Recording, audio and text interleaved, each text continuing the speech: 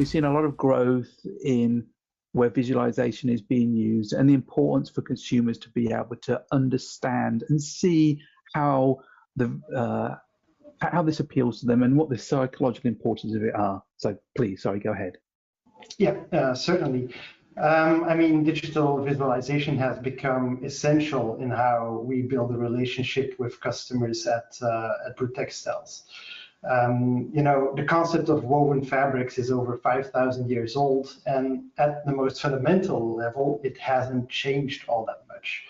But of course, the world has changed, and it's becoming ever more digital. Now, since our company mantra is passion for fabrics, of course, we have to extend this to the digital realm, where we want to, you know, show our products as true to life as we can. Now, as you can imagine, in many cases, it's impossible to showcase all products in a multicolor range in a physical space. You know, just like a car dealer won't have every model in every color on their showroom floor, neither will a furniture store have every sofa model in, say, 30 different fabrics. Of course, we have solutions like sample books, but these only solve part of the problem. It's difficult for consumers to imagine how the small sample will translate to an entire sofa in my living room. What's more, customer behavior has also changed. Researching purchases and shopping happens increasingly online, even for big ticket items such as furniture. Of course, we want to offer the customers the best experience in their search for products that suit them perfectly. And this is where visualization comes in. You know, we can show an entire color range on a multitude of products at a photorealistic level, even including, you know, different fabric combinations or product-specific options, such as curtain rail types or sofa legs. And as you mentioned, essentially what we're trying to do is build trust by closing what we call the imagination gap. We want the viewer to be able to make an informed decision by offering visuals that match the actual product. Simply put, what you see is what you get.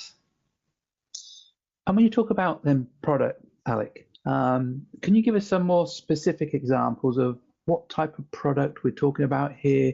And do you have any example partners, people where we can actually see these types of visualizations? Where is it bringing the most value? Yeah, sure.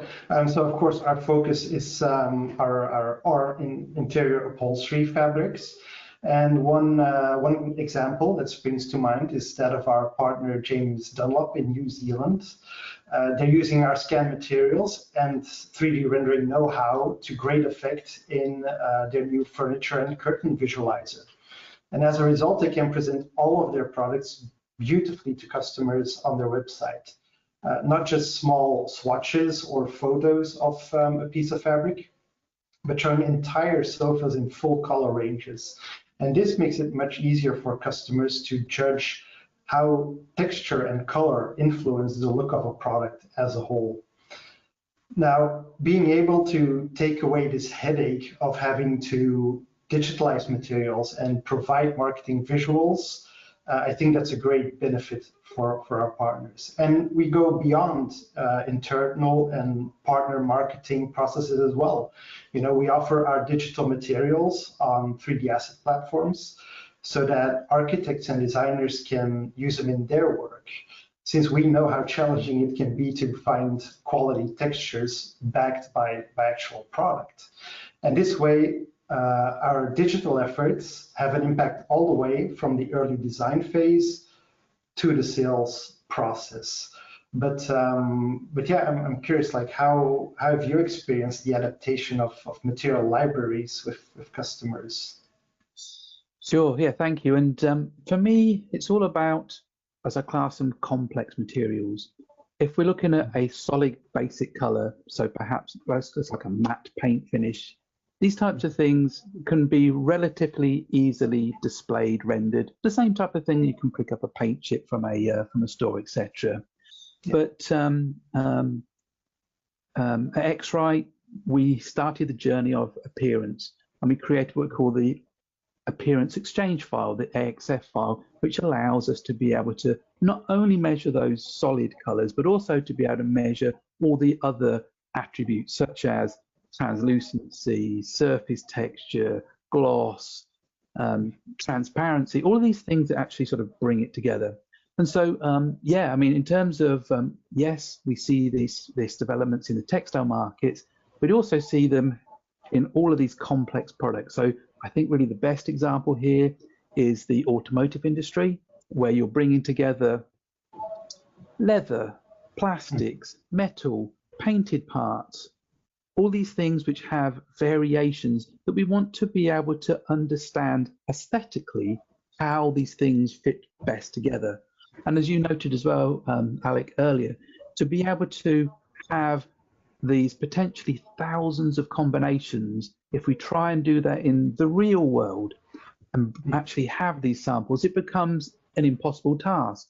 And then as we start to think about how you want to even use these images and share and distribute them, perhaps either for validation or marketing purposes, that becomes an impossible thing. So yeah, and that's obviously where we sort of started this this journey for us to be able to understand how they interact with the consumer, how we can visualize them. So that's like where we're at now, but I'd like us to actually make a little bit of a step backwards and think about how things were done in the past. We talked about materials, we talked about pictures, we talked about samples and these types of things. But Alex, can you give us some of your experience of what was the world like before we had appearance rendering? Yeah, sure. Before we started Twinbru, every SKU that we had was photographed in 4 different compositions, then had to be cropped, cleaned up, and edited for color accuracy. And I mean, I can assure you that that was a pretty time-intensive task because I was one of the people doing it. It's actually how I got my start here at Bru. Additionally, we organized on-location interior photo shoots for every collection, which requires intensive planning, pieces of furniture to be made and upholstered, transport of decor and people to the site to be organized, etc., etc. And I mean, there will always be things to be said for the art of photography and the serendipity of being in a physical location. But the benefits of using 3D rendering are just undeniable. You know, where we used to have those 4 product images, we can now offer our customers over 100 images for every individual fabric. So we can show it on chairs, curtains, sofas, beds, you name it, we've got it. And next to that, there's also the creative freedom when it comes to building 3D scenes. You know, whether you want to see a rustic French chateau, a skyscraper in a bustling city, or even a treehouse, anything is possible. On top of that, everything is also adaptable. You know, you can change things in a later stage. We can add product shots to expand our marketing library. We can adapt interiors to suit geographical locations and local customer preference. And last of all, we can do this at an incredible pace. So we have more diversity, we can create content faster, we save ourselves a ton of manual work, and we avoid the cost and transport headaches that come with shipping this many samples, as you've mentioned also. I can imagine it only becomes more and more complex as you add different material types coming from different suppliers and so on and so forth. Yeah, it definitely does. And for me, it's really this technology advancement we've seen, because if we go back even just 10 years ago, if we look at the computing power, the graphics that we could achieve then, I'd really say that they were not lifelike. You could see the sort of blockiness, you could see things that weren't truly realistic. That whole like move in terms of ability from the computing power, the performance, to be able to bring in this realistic, detailed rendering. So to have it at a level which is equivalent to those photos we talked about. So again, those photos were again professional scenes, etc. But to do all of that, we have to then think about, all right, how do we actually, how do we have the tools to enable this color accurate throughout the complete pipeline? So I know obviously you've been working on this with us. So I'm interested for you to give your sort of thoughts on how have those tools enabled the accurate colors to be improved?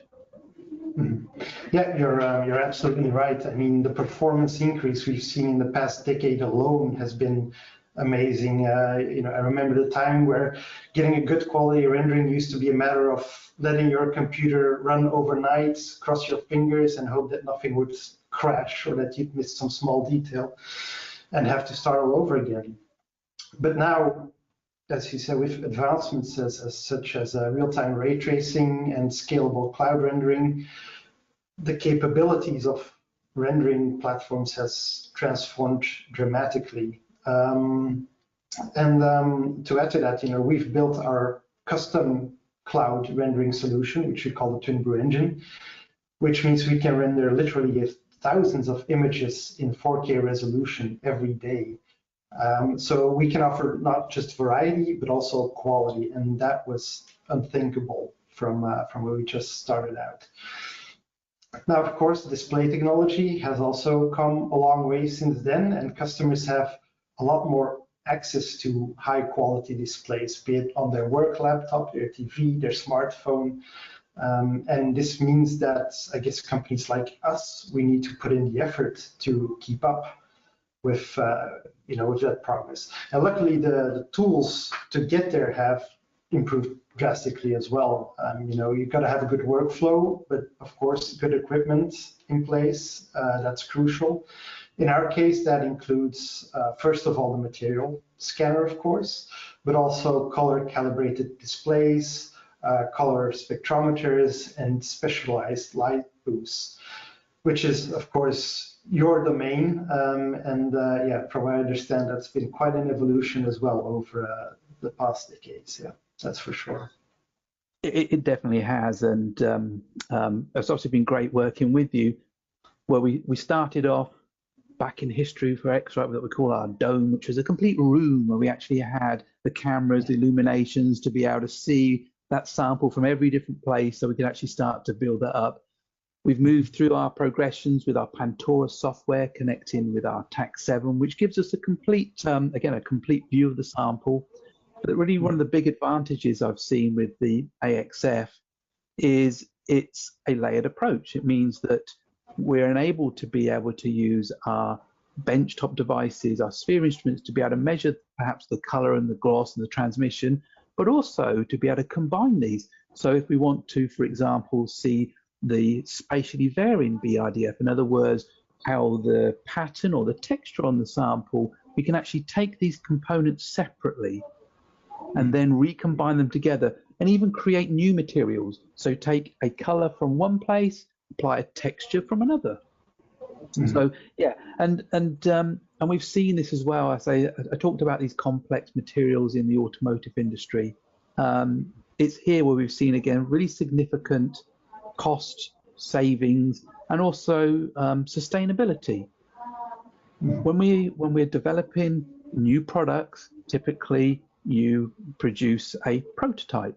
Production of that prototype, especially when we're talking about a vehicle, I have a good example. I know Rivian presented where they showed that by removing the physical approval, in other words, creating a vehicle made of clay and painting it, they saved 32 tons of clay just on one vehicle design. So again, for me, that's a really important thing. And also for them, the other important thing is the whole speed to market. They were able to be able to bring their product much faster. They were able to make more design iterations for it. So in terms of your view, Alec, how do you see this color management in terms of the contribution towards sustainability? Well, first up, that sounds like a lot of clay. I can't even begin to imagine that amount. But I mean, it might seem a bit strange or perhaps even far-fetched to think of color management as part of sustainability efforts, but it really can be. And if we do it correctly from the start, in our case, it allows us to, first of all, catch issues with fabrics before they even leave the mill, and then travel thousands of kilometers all over the world, only then to have to be returned or reordered. Now, the way we do that is here at the Bru headquarters, we scan every master sample that we have using X-Rite color spectrometers to get a digital record. We can then pass those records on to our suppliers who have identical devices and can directly compare our master data to their new batch of fabrics. And from there we can see, do these two fabrics fall within an acceptable variance range, or do we need to change something? Then there's, of course, the visualization domain, where color accuracy helps us create more realistic product representations, which in turn means that the customer is less likely to receive and again return products that do not meet their expectations. And beyond the end product itself, as I said before, we also work with samples, and having more realistic marketing materials and digital samples introduces the need for physical samples. This in turn means less waste because these samples serve no other purpose other than to be samples, of course. But it also saves on fabric that can then go to end products for consumers. So those are, in a nutshell, the sustainability gains that we see. It's very interesting your comment on the product returns. I've worked also in the apparel industry, where we know that more and more product being purchased online, and one of the after fit and size issues, which actually have been reducing significantly now to be improvements, color is the #1 reason that people return a product, because they see it on the website, they receive the product at home, and then they go, oh, it wasn't as I expected. And so obviously it's really important that we can actually improve that and actually give people that, again, not just the color, but also the true sort of appearance of it. I think that leads on really nicely to our next topic, because X-Rite came together with Bru to meet a challenge. There was a significant challenge with velvet. Velvet, as everyone's probably aware, when you have a velvet and you brush that velvet, it looks a different color. When I look at the velvet from one direction compared to another, it looks a different color. And for us to be able to have a real life representation, people need to be able to see those same type of characteristics. So, Alec, how do you see that challenge, and how do we go about actually fixing that? That's a very good description of the challenge that comes with velvet. In the world of fabric, fabrics, they hold a very special place. Instead of a woven mesh pattern, it consists of hundreds of thousands of strands of fabric standing upright, almost like hair or fur. This gives velvet, of course, its softness, but also its unique and luxurious look. And again, it makes it very, very tricky to capture, as you mentioned, because of the angle that you're looking at, or the directionality of the strands of hair. And I mean, the Tag 7 system from X-Rite, from the very beginning, we were blown away by the quality and the depth of the measurements that we were able to get from the machine. But one roadblock that we hit was the scale. Like you mentioned, if you brush a velvet, it changes its look. And unfortunately, you're always limited with the maximum scanning area that you can achieve with a machine. And to remedy this, we tried different things. We tried stitching together several scans, tile them together, try and make it one material. Unfortunately, that led to prohibitively large material files. We then tried photographing large pieces of fabrics and extracting that unique pattern and then overlaying it on top of a scanned material. But that was just a ton of work to do manually, which is of course not what we were looking for. And at that point, we said like, okay, what if we collaborate with X-Rite to create what we come to know as the velvet shader, which is essentially a scanning format specifically developed for these velvets. And I mean, I think the dedication of both of our parties to get to that solution speaks volumes about our dedication to getting these materials represented as true to life as we can. And did you also have some challenges in the past with fabric height, different knits, patterns, and these types of pieces? Definitely. You know, the world of fabrics is as diverse as it is large. So we've definitely encountered some interesting examples in our scanning time.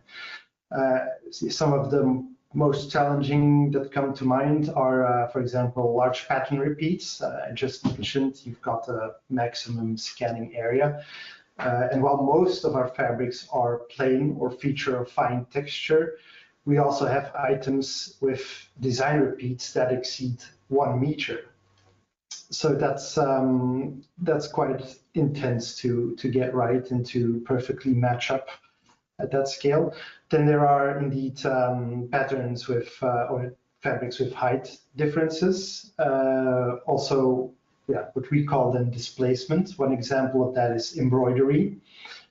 Those go beyond what you would normally capture in a standard material scan, but we really want to get that data because we want those embroideries to pop when it comes to rendering time. Then, again, very fine knit, light reflective fabrics, which are almost fluorescent. Again, this is something where the Tech 7 surprises because it's actually able to capture that effect. While most 3D rendering software, as far as we're aware, can't even represent it on screen. But it's great for us to know that we've got that data captured to future-proof our digital library, should that ever become an option to see that effect. And then I think lastly, shears, transparent, semi-transparent fabrics can also be pretty tricky to get just right in 3D. Yeah. And I do see there's an interesting question that's actually come in from the audience. It says, how do you solve for feeling the hand of a fabric, meaning how do you feel the texture of it? I'll give my response. I'm interested in yours, Alex. We talked about having sample materials in all the different multiple colors and different colorways and this type of thing. Effectively, yes, there isn't a good way, in my understanding, to be able to digitally feel a fabric. Yes, there are things like haptic touches on display screens and things like this, but really to be able to feel the fabric, yes, you need to have a fabric material. However, you only need one color, one pattern to feel that material. Do you see it in the same way, Alec? Yes, yeah, exactly. I'm not going to deny 3D visuals can solve everything. There is indeed still the factor of touch, which is very important with fabrics. But like you said, where we used to work with color cards that had like small cuttings of every color in a collection or sample books, we can now go to just having one single piece of actual fabric for the feel, and then use 3D to fill in the rest of the color range. And that can happen with 2D visuals that are printed or seen on a screen. But we're also looking further, like what is example possible using virtual reality or augmented reality, which, where we see those technologies will become much more prevalent and important in the future. Yeah, but I do agree that getting feel in digital visuals, that's still a challenge. Yeah. And another challenge, another question is, we build the digital libraries. The library, we spend a lot of time to actually make that accurate when we're actually measuring the materials, calibrating all the components. But I'm interested as well to hear how you can control that for in the future, because batch to batch variation, these types of things. Yeah, that's also a very good question, and it is indeed a challenge. It used to be, I think, even bigger challenge when we were still doing photography, because there was much more chance that there was a variation in a dye lot of the fabrics. Next to that, of course, also the chance that settings in the photography setup would change between shoots, which would make things complicated. But I think we've come to really set up a good workflow to ensure consistency and color accuracy as much as we can. Just to illustrate how we do this, to give you an idea, every SKU is scanned individually by our frankly amazing material expert team in Kiev. We don't take shortcuts by scanning one fabric in a collection and then recoloring it to match the other colors, for example. Secondly, we put a big emphasis of using high quality machinery, such as the X-Rite ecosystem, from scanner to screen calibration tools. Third, we have our operating procedures. We have a tight, highly automated pipeline that we can control, down to the last pixel, which ensures that we have consistency across vendors. And lastly, we have a quality control system in place that is taken care of by members of our product development team. So it's the people who develop the fabric who have real in-depth knowledge of every design, who do the final sign-off for every material that goes into the library and every render that gets published to our platform. I think that's a very important point, this, as we call it, the validation, the sign-off. It is important that when we measure, we render, that we actually check that the thing is correct and visual. We still want to make sure that it appears correct, because there are many, many parameters. I do, however, see in the future, color quality control has become industry standard in terms of just the basics of LA and B. But I do see more and more problems with product supply that the customer says, these two products don't look like each other. There's something wrong with the color, they say, but often it's actually not the color. We actually find it's something wrong with the texture, the gloss, the components of the appearance in there. So my hope in the future, as we now have shown that we can actually have a quality level which is high enough to have these high accuracy of visualizations, that we can move to a point when we can have this remote visualization, remote appearance color quality, to take us from those 3 dimensions of lightness, chroma, and hue, LAB, into those multiple dimensions of color appearance. I mean, do you see that as well as a potential future, Alec? Yes, I definitely agree with that. We're never going to be able to replace the physical product, the fabrics. A sofa is always going to be made of fabrics, but the more that we can use technology to ensure that we've got the consistency across platforms before, fabrics are shipped, that would be amazing. And I think that in increasing measure, technology is going to play a part in ensuring that from the start, all in the process from production to design to sales are on the same page and have access to the same resources and can trust what they see as outputs. Yeah, that's for sure.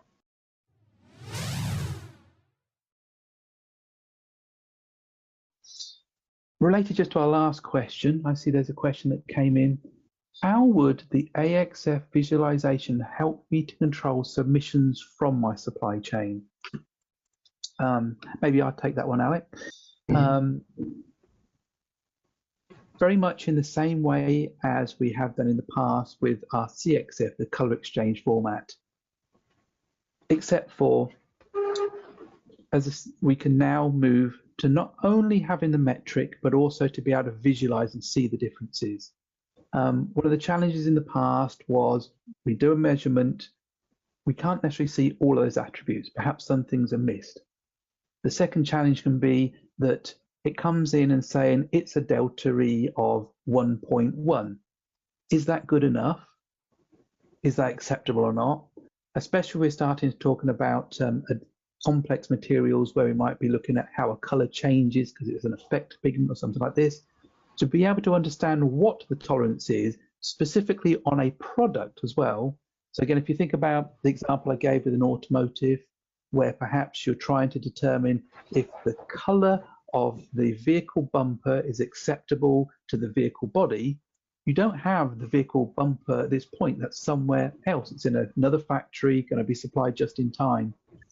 If someone supplies you with just the data to say it's this much lighter, regular green, blue, under your 5 or 6 angles, that can be very difficult to determine whether it's going to be acceptable or not, resulting in the need to be able to ship the product in and again doing a physical visualization. But now with that same appearance measurement, the same things we're doing with Twinbru, you can measure your remote piece, the bumper, you can send it, and then we can bring that together in a CAD to actually make that comparison. Alex, any comments on that? No, I mean, I can imagine that in industries where, the materials vary also a lot, if you think of a car bumper that's made out of plastic and then the body that's made out of steel, that is a whole challenge in itself to kind of match these different paints on different types of undergrounds. Yeah, that seems like a whole other can of worms to open in terms of color accuracy. Yeah, and I see another question. I think this one's actually for you, Alec, probably. It says, where can I get digital Twinbru samples? Well, you can go to our website, that is www.twinbru.com, where you can find all of the platforms listed where we offer our materials, and you can have a look around and see which format suits you the best depending on the digital content creation apps that you work with. Great. Audience, are there any more questions for us?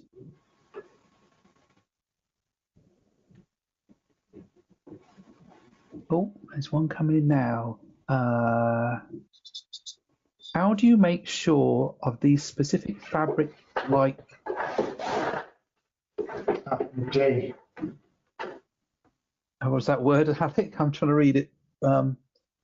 Yeah, that's boucle. Yeah. Well, the one with a lot of texture. There is a normal or displacement maps, but not all software would render those correctly.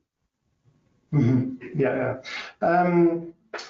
Yeah. So of course there are still some challenges to be solved because we try to digitalize our materials in the highest possible quality, but there are technologies or rendering platforms that cannot make use of all of those characteristics that we capture. If you a rendered sofa in 4K is going to have a very different level of detail than an augmented reality visualization that is happening real time on a device as small as a smartphone.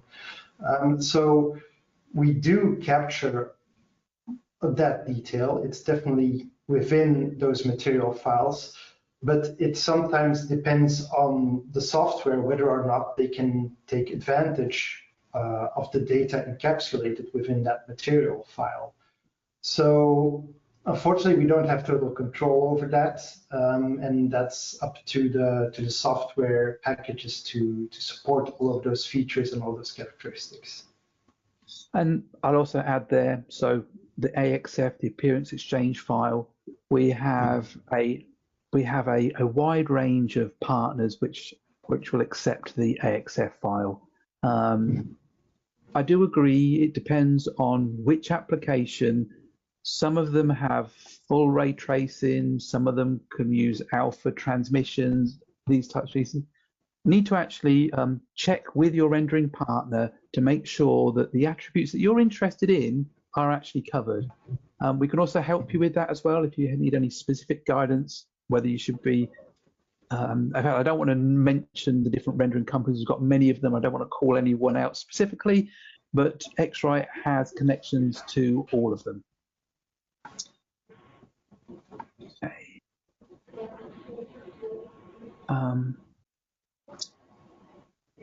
Alex, you see any more questions there? I see. What is Bru Textiles' business model?